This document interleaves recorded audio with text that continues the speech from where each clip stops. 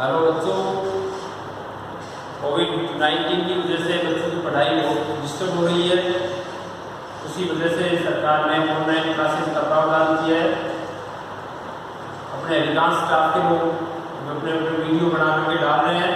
सभी बच्चों से निवेदन कि वो रोज इन वीडियो को देखें और अपनी पढ़ाई जारी रखें, क्योंकि इस समय का अभी कहा नहीं जा सकता कि इतना लंबा चलेगा। आपकी ऑफलाइन क्लासें कब से शुरू होगी, इसलिए हम गणित में भी आज एक चैप्टर शुरू कर रहे हैं कक्षा 12 के लिए, आयु मैट्रिक्स। ये आपके बोर्ड एग्जाम में 3 नंबर की प्रश्न इसमें से आते हैं। आयु, सारणी और आयु के प्रयोग, ये 3 मिलाकर के कुल 10 अंक की प्रश्नावलियां बनती हैं। तो सबसे पहले हम ये शुरू कर रहे हैं आज आयु। आयु की सबसे पहले परिभाषा, आयु होता क्या है? आयु संख्याओं का आयताकार विन्यास होता है। आयताकार विन्यास यानी अरेंजमेंट। हमें यहाँ सिर्फ संख्याओं की व्यवस्था करनी है। सारणी का खुद का कोई मान नहीं होता है, सिर्फ संख्याओं की एक आयताकार व्यवस्था होती है। आयताकार का मतलब है कि इसमें आपको हॉरिजॉन्टल लाइन और वर्टिकल लाइन में संख्याओं की अरेंजमेंट करना है। हॉरिजॉन्टल लाइन यानी जो धरती के समानांतर है, ये हॉरिजॉन्टल लाइन है। और हॉरिजॉन्टल लाइन पर परपेंडिकुलर यानी लंबवत जो रेखाएं होती हैं उनको बोलते हैं ऊर्ध्वाधर। तो आपको संख्याओं की ऊर्ध्वाधर और क्षैतिज व्यवस्था को ही आयु कहते हैं। व्यवस्था कैसे करनी है? ऐसे ये जहां हॉरिजॉन्टल और क्षैतिज संख्याएं यहाँ काटती है, यहाँ पर आपको संख्याओं को व्यवस्थित करना है। व्यवस्थित करने से जो आपको प्राप्त होगा वो विन्यास कहलाएगा आपका मैट्रिक्स। ये हॉरिजॉन्टल लाइन है, क्षैतिज रेखा है।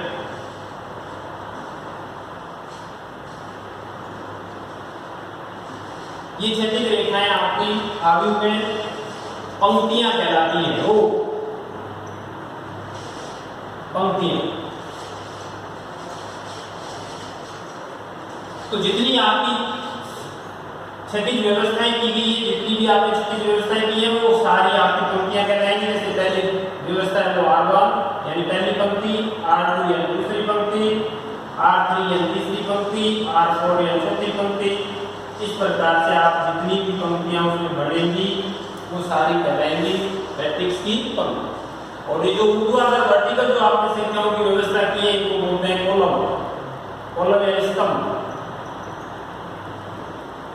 इनको हम C से व्यक्त करते हैं। कैसे लिखेंगे? पहला स्तंभ C1, C2, C3, C4। ये संख्या है।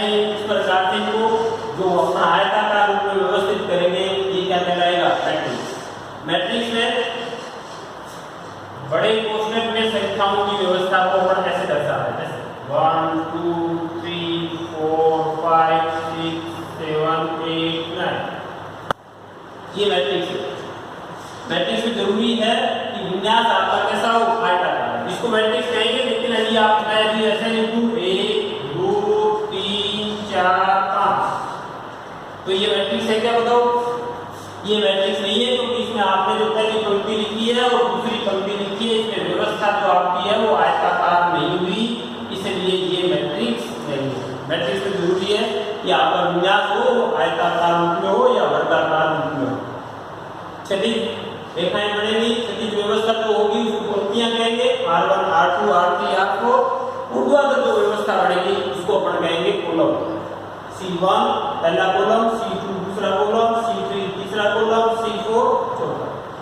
सारणी को हमेशा आयु को हमेशा अपन कैपिटल लेटर से व्यक्त करेंगे। Capital A, capital B, capital C। और इसके अंदर जो ये अपन संख्याओं की जो व्यवस्था करेंगे, ये संख्या, ये संख्या, ये संख्या, इनको बोलते हैं आयु के अवयव। आयु के अवयव इनको अंग्रेजी के स्मॉल लेटर से व्यक्त करेंगे। ए बी सी अवयव को स्मॉल लेटर से लिखेंगे, सारणी अवयव को व्यक्त करने के लिए अपन कैपिटल लेटर्स का उपयोग करेंगे, ए बी और सी। तो इस प्रकार से जो अपन बढ़ेगी स्मॉल लेटर से लिखेंगे, ये पंक्ति और ये कोलम। क्षैतिज व्यवस्था पंक्तियां कहलाएगी, ऊर्ध्वाधर व्यवस्था है वो कोलम कहलाएगी, स्तंभ कहलाएगी। अब अपन बात करते हैं सारणी का सामान्य रूप।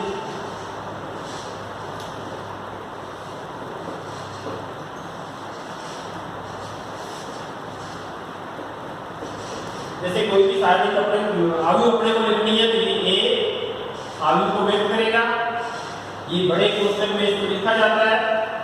अब इसमें कितनी पंक्तियां कितने स्तंभ हैं वो इस प्रकार से लिखेंगे अपन। पहली पंक्ति ए, पहली पंक्ति में जितने भी अवयव आपको लेने हैं वो 1 से ही लिखे जाएंगे। दूसरी पंक्ति 2, तीसरी पंक्ति 3, A3, ऐसे ही इसी प्रकार से अपन इसको आगे बढ़ा दें तो nवीं पंक्ति में आ जाएगा AN, AN, AN, AN।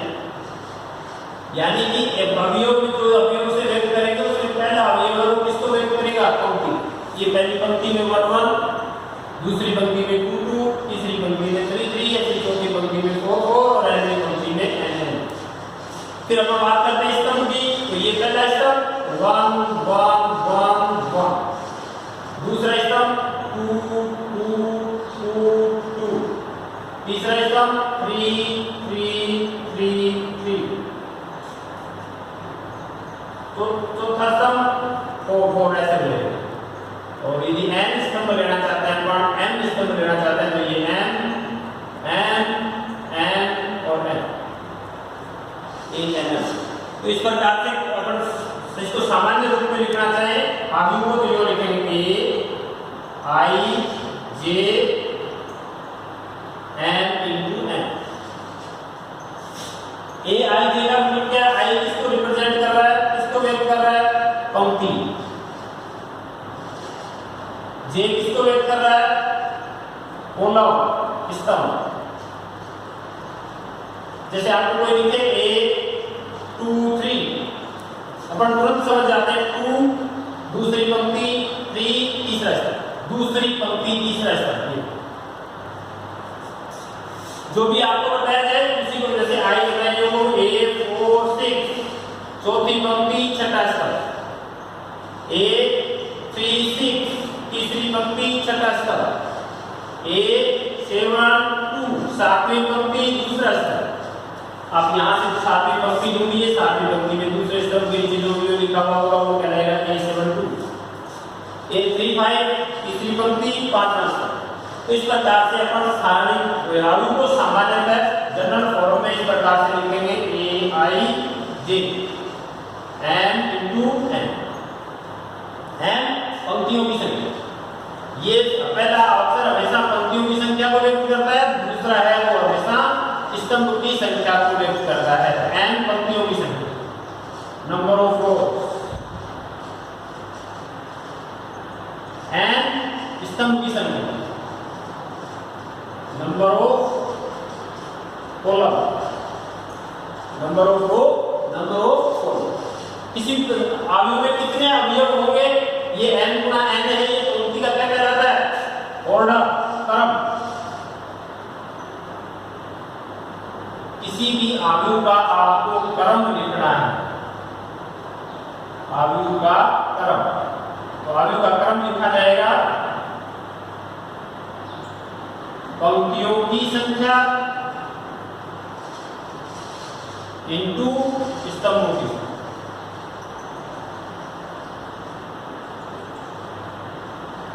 यानी n पंक्तियों की संख्या है, n स्तंभों की संख्या।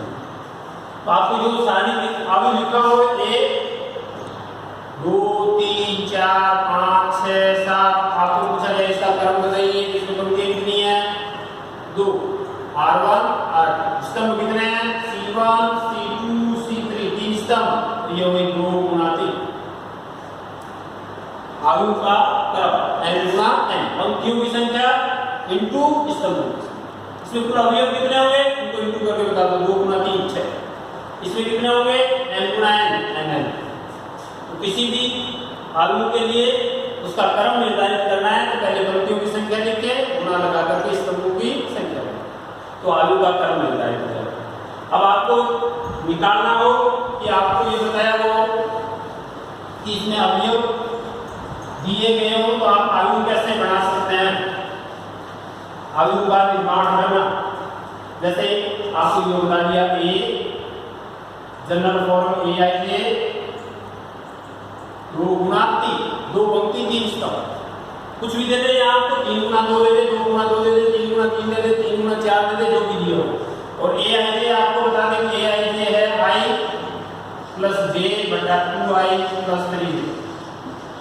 आपको सारणी मैट्रिक्स का आयु का निर्माण करने के लिए अपन को बताया कि कितने अवयव होंगे टोटल 2 गुना 3 6। कौन कौन से, पहली पंक्ति के 3, दूसरी पंक्ति के 3 स्तंभ दिए गए, 2 पंक्तियां दी।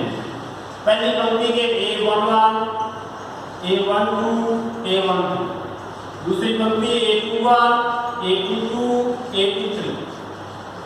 ये 6 अवयव यदि आपको बताऊं तो अपन इनसे आयु का निर्माण कर सकते हैं। A11 का मतलब हुआ i की जगह भी 1 रखना है, j की जगह भी 1 रखना है। तो इसमें यदि i और j दोनों की जगह अपन 1 1 रख दे तो अपना अवयव A11 आ जाएगा। i = 1 and j = 1 लेने पर ये आपका अवयव आ जाएगा A11। इसमें रखना ये दिया हुआ आपको i j A11 आ जाएगा i का मान 1, j का मान 1 अपॉन 2 into i का मान 1 प्लस 3 into j का मान 1। ये हो गया आपका A11। 1 और 1 2, ये 2 1 का 2, 3 1 का 3, 3 और 2 का 2 5। ये आ गया आपका A11 पहला। इसी प्रकार से आप A12 निकालें, A13 निकालें, A21 निकालें, A22 निकालें, A33 निकालें और फिर उनकी आयु निकालें। अब मैं आपको लिख के बता रहा हूँ A12 i की जगह 1 लिखना है, j की जगह 2 लिखना है। तो ये लिखेंगे 1 plus 2 upon 2 into 1 plus 3 into 2। जहां इसमें i और j लिखे हुए थे वहां मैंने i की जगह 1 लिख दिया, j की जगह 2 लिख दिया। अब इनको सरल करने पर अपन पाएंगे ये 2 और 1 का जोड़ 3, ये 2 और 1 का गुना 2, 3 और 2 का गुना 6, 6 और 2 का जोड़ 8। ऐसे ही A13 i की जगह 1 j की जगह 3, 2 into 1 प्लस 3 into 3, ये 3 और 1 4, ये हो गए 2 और ये 2। ऐसे ही अपन दूसरी पंक्ति के लिए निकालेंगे A21 i की जगह 2 j की जगह 1, 2 into 2 प्लस 3 into 1। ये हो गया 2 और 1 3, ये 2 2 4, 3 का 3, 4 और 3 7। A22 i की जगह 2 j की जगह भी 2 2 लिखेंगे तो ये हो गया i की जगह 2 प्लस 2 2 into 2 प्लस 3 into 2। सरल करेंगे 2 प्लस 2 4, 2 गुना 2 4, 3 गुना 2 6, 6 और 4। तो यदि आप काटना चाहें तो उसे कर रहे हैं तो काट भी सकते हो 2/5। ऐसे ही A23 i की जगह 2 प्लस j की जगह 3, 2 into i की जगह 2 प्लस 3 into j की जगह 3। ये हो गया 3 और 2 5, इसे 4 और 3 दिया 2, 2 और 4 13। तो ये आपके सारे अवयव आ गए। इसमें 6 अवयव होंगे, 2 गुना 3 में 6 के 6 अवयव निकाल लिया आपने। पहला 2/5, 3/8, 4/11, 3/7, 2/5, 3/5/15। तो आपका ये आयु A बन गया है। A11 मिल गए। A11 का मान हमने सबसे पहले पहली पंक्ति 2/5, दूसरा अवयव 3/8, तीसरा अवयव 4/11, दूसरी पंक्ति का पहला अवयव 3/7, फिर 2/5 और फिर 5/13। ये आपकी आयु का निर्माण हो गया। यदि आयु को आपको सामान्य रूप में दिया हुआ हो तो आप i और j के मान प्रतिस्थापित करके उस आयु का मान ज्ञात कर सकते हैं कि हमारी आयु है वो किस प्रकार। किसी को किसी प्रकार की कोई दिक्कत, सीधा सा तरीका है। ai जे आपको दिया हुआ है, आई पंक्ति को व्यक्त करता है, जे स्तंभ को व्यक्त करता है। आपको पहली पंक्ति का वेग निकालना है तो आई का मान 1 रखना है, जे का मान स्तंभ के अनुसार बदलता रहेगा। पहले स्तंभ में 1 रहेगा, दूसरे स्तंभ में 2 हो जाएगा, तीसरे स्तंभ में 3 हो जाएगा। 3 स्तंभ है इसमें, तो 3 निकालना। दूसरी पंक्ति के मान निकालोगे तो आई का मान 2 रहेगा, जे का मान पहले स्तंभ के लिए 1, दूसरे स्तंभ के लिए 2, तीसरे स्तंभ के लिए 3, 1 2 3। इस प्रकार से आपके सारे अवयव आ जाएंगे और आप अवयव का निर्माण कर सकते हैं। तो अवयव की बात समझ में आ गई आपके। यदि किसी भी विद्यार्थी को किसी प्रकार की कोई समस्या हो तो वो बेझिझक कांटेक्ट कर सकता है। व्हाट्सएप ग्रुप में आप अपनी समस्या को डाल सकते हो। समस्याओं का समाधान का एक अलग से वीडियो बना करके आपकी सारी समस्याओं का समाधान कर दिया जाएगा। अब अपन बात करते हैं अवयव के प्रकार की।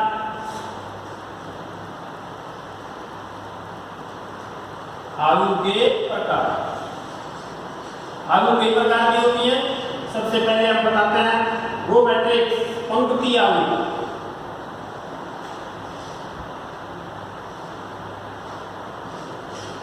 पंक्ति अवयव नाम से स्पष्ट है, जिसमें केवल एक पंक्ति हो। स्तंभ कितने हो इसमें बात नहीं हो रही है, केवल एक पंक्ति हो। पंक्तियों की संख्या की बात हो रही है। पंक्ति कितनी होनी चाहिए? एक।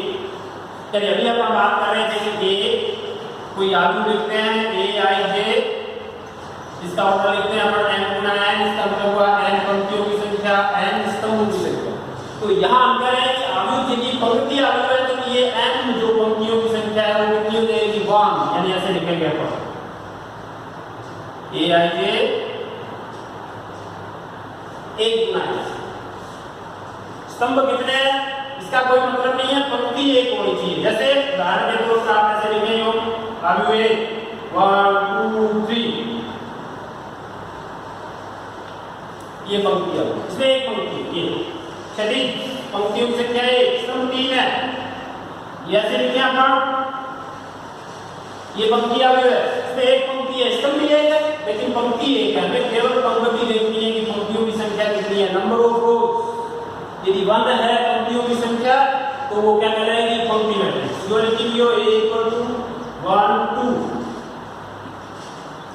ये भी पंक्ति है। तो पंक्ति अवयव में ये सबका क्रम है, देखो पंक्तियों की संख्या 1 है, ये 1 गुना 3 की है, ये 1 गुना 1 है, ये 1 गुना 2 है। आप 1 गुना 4 लिखते, 1 गुना 10 लिखते बने, 1 2 3 4, 1 गुना 4 पंक्तियों की संख्या। पंक्ति की संख्या 1 हो तो अवयव क्या कहलाएगी? पंक्ति। दूसरे नंबर पर अवयव है आपकी स्तंभ अवयव।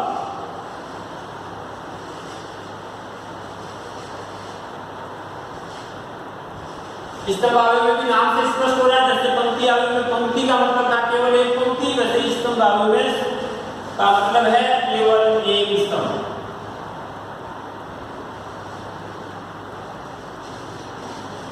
यानी स्तंभों की संख्या फिक्स रहेगी। स्तंभ ए ऐसे अवयव यदि आपने लिखा है ए आई जे, इसमें पंक्तियां कितनी है उससे कोई मतलब नहीं है, लेकिन स्तंभ एक होना चाहिए। स्तंभों की संख्या 1 जो भी लिखेंगे इसमें स्तंभ 1 हो जाएगा। जैसे ये पंक्ति लिखी है ऐसे स्तंभ में लिखना होगा कि यो लिख दिया आपने 1 2 3, एक स्तंभ। इसका 3 पंक्तियां हैं, स्तंभ 1, ये स्तंभ।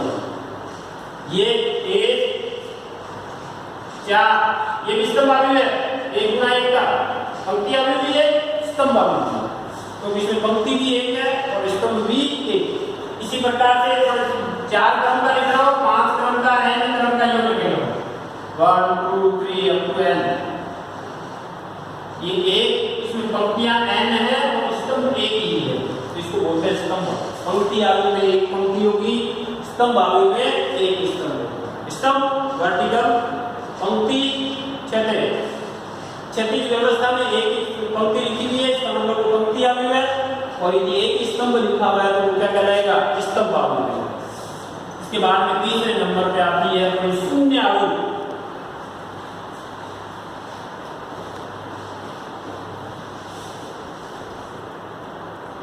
तीसरे नंबर पर अपन बात करें तो उसको अपन कहेंगे शून्य अवयव।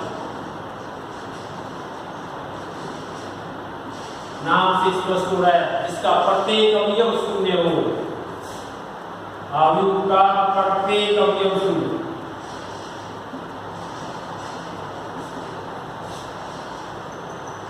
जो आपको व्यवस्था करनी है संख्याओं का, जो विन्यास बनाना है, तो प्रत्येक संख्या कैसी होनी चाहिए, शून्य। ऐसे लिखो, ये शून्य आ गई। कितने तरफ की, 2 गुना 2।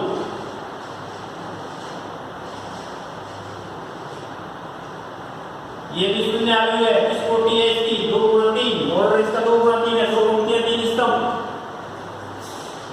प्रत्येक अवयव शून्य, 0 0 0 0, ये भी शून्य आलू है, 1 पंक्ति 4 स्तंभ, 1 गुना 4। तो शून्य आलू का मतलब है कि जिस आलू का प्रत्येक अवयव शून्य हो उस आलू को क्या कहेंगे अपन, शून्य आलू। इसके बाद में नंबर 4, शून्य आलू के बाद में हम बात करते हैं वर्ग आलू। वर्ग आलू, वर्ग यानी वर्गाकार व्यवस्था, यानी लंबाई और चौड़ाई बराबर। लंबाई और चौड़ाई अपन यहाँ किसके लिए ले रहे हैं, पंक्तियों और स्तंभों के लिए ले रहे हैं। पंक्तियों की संख्या यानी स्तंभों की संख्या के बराबर है, पंक्तियों की संख्या बराबर है स्तंभों की संख्या।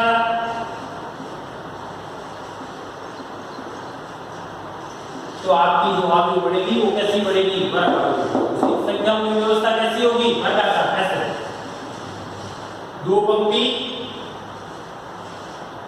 2 स्तंभ, ये वर्गाकार। 2 पंक्तियां R1 R2, ये 2 स्तंभ है, C1 C।